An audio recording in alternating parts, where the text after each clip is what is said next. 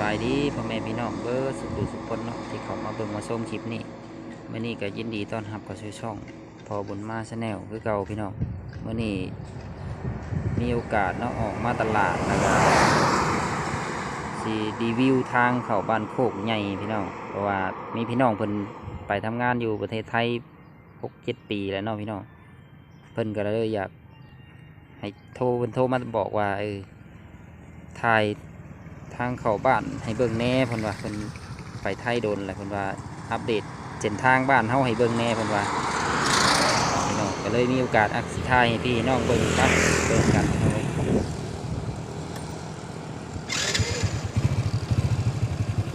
บ่มีไม้กันสั่นเนาะก็เอาสั่นในจักหน่อย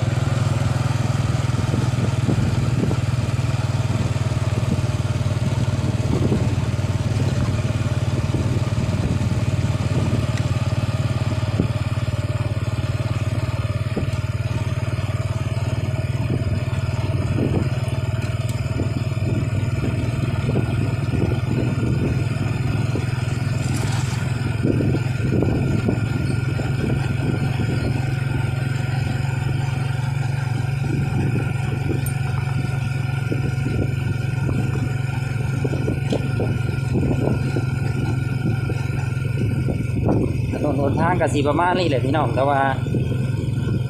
ค่าประเทศใหม่นี่ก็ขี่รถง่ายอยู่ถือใจเลยเฉพาะผู้ที่ว่าเพิ่นมีรถใหญ่นะพี่น้องเป็นเส้นทางจากทางยางเข้าไปก็สิประมาณ4 กิโลนี่แหละ4-5 กิโลเนี่ยพี่น้อง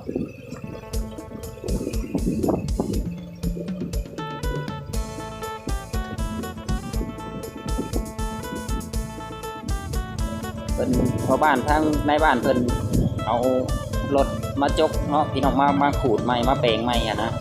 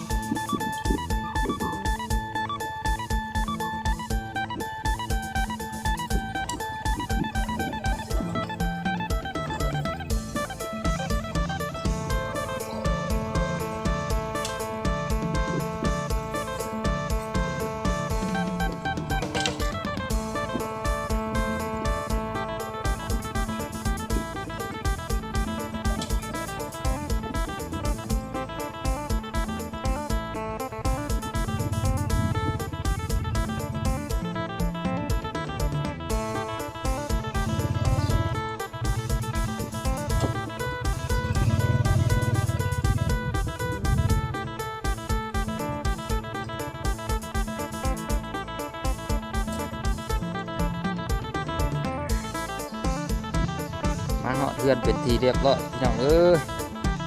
แดดยางฮ้อนมันนี่นะมาฮอดกันเพิ่นออกมาหับบ่ได้ชื่อหยังมาฝากเพิ่นว่าบ่ต้องซื้อเปลืองเงินเพิ่นว่าถูกใจผัวเลยวะถูกใจเลยนี่